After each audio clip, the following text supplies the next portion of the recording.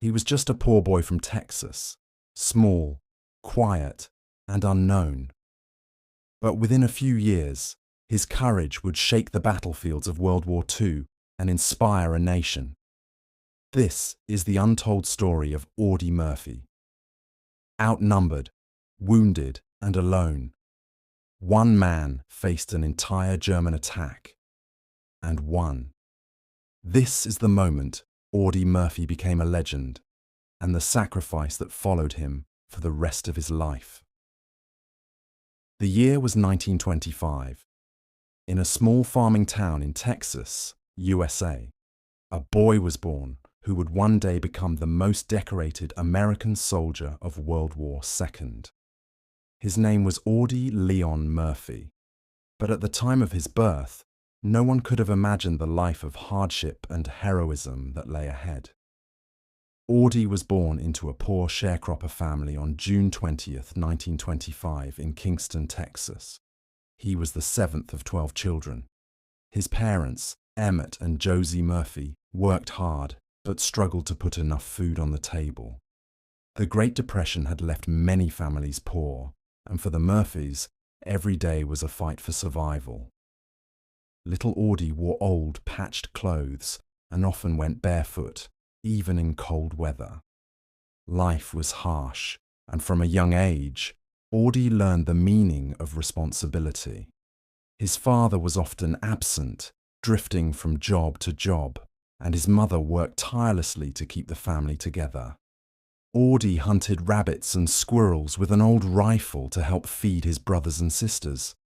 Sometimes, that was the only meat they had for days. He became an expert marksman, not because he wanted to be, but because survival demanded it.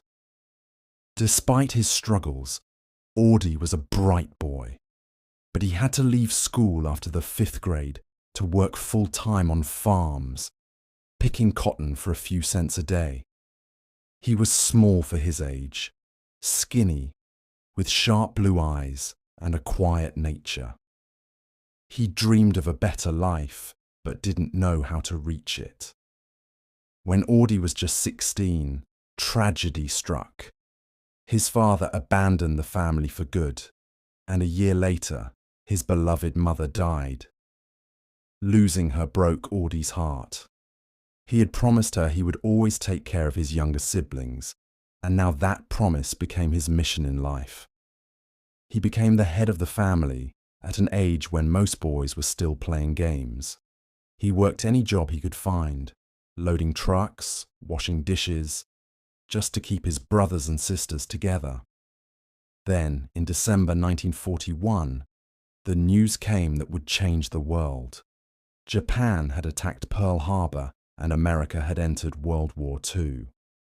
Audie, like many young men, felt a mix of anger, duty, and a burning desire to serve his country. But for him, there was another reason. He saw the military as a way to earn money to help his family. At just 17, Audie tried to enlist in the army, but they rejected him. He was too young and too small, only 5 feet 5 inches tall and weighing barely 110 pounds. The Marines and Navy also turned him away. Determined, he tried again when he turned 18. This time, with his sister's help, he forged his birth certificate to meet the age requirement. The army finally accepted him in June 1942. Basic training was tough, but Audie's years of hard farm work and hunting had prepared him well. He wasn't the biggest or strongest soldier, but he had an iron will.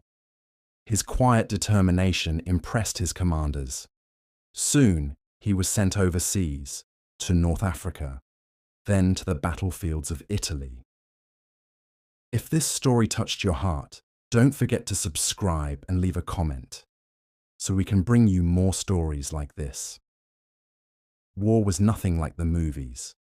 It was mud, blood, and fear. Audie saw friends killed beside him. He learned to move quickly, to shoot accurately, and to never give up, no matter how bad things got. In Sicily, he proved his courage under fire for the first time, leading his squad through heavy enemy fire and forcing the Germans to retreat. But Italy was just the beginning. In 1944, he was sent to France, where the war would test him like never before. By then, Audie had already earned a reputation for bravery. He had been promoted several times and was now a platoon leader, but the battles ahead would push him to the very edge of human endurance. One day, during the campaign in southern France, Audie's unit was attacked by a much larger German force. Despite being wounded in the leg, he refused to leave his men. He directed their defense, using grenades and machine gun fire to hold off the enemy until reinforcements arrived.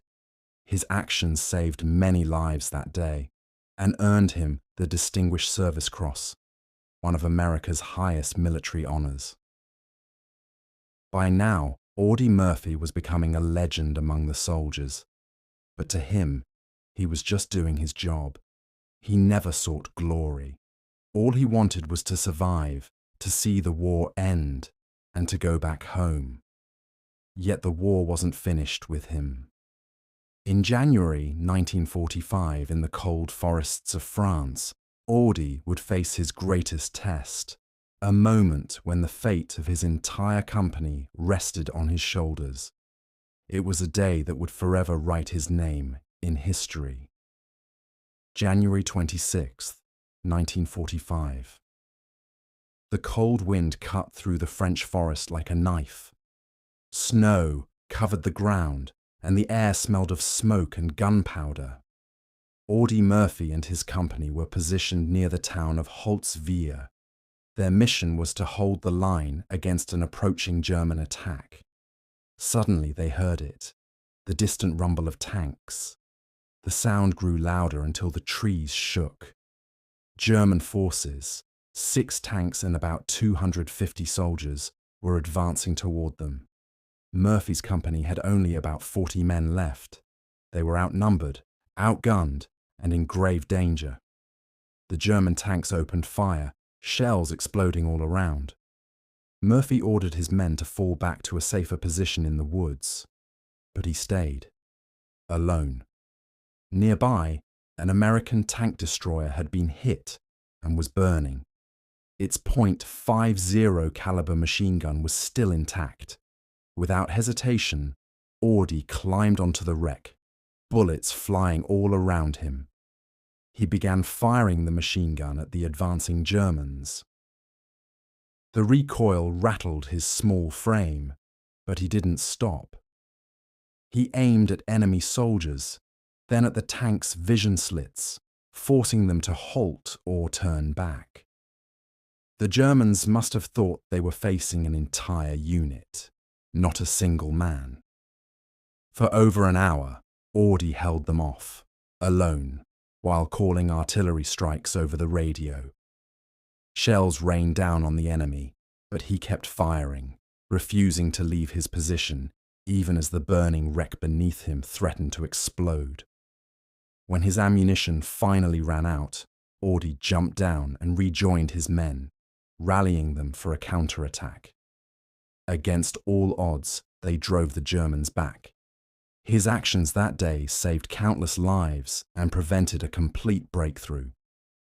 For his incredible bravery, Audie Murphy was awarded the Medal of Honor, the highest military award in the United States.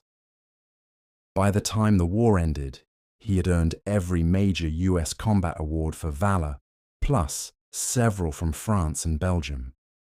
He was only 20 years old, but the war had taken its toll. Audie had been wounded 3 times. More than that, he carried invisible scars, memories of the horrors he had seen and the friends he had lost. When he returned home to Texas in 1945, he was welcomed as a hero. His picture appeared on the cover of Life magazine, and the whole country knew his name, yet fame did not erase the nightmares.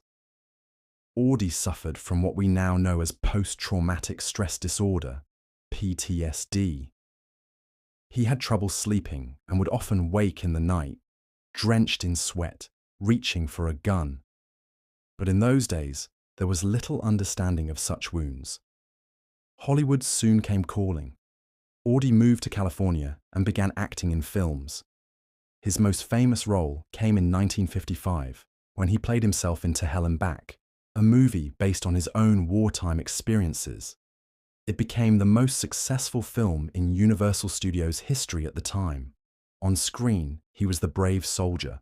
Off-screen, he was a quiet man who preferred the outdoors, riding horses, raising livestock, and spending time with friends.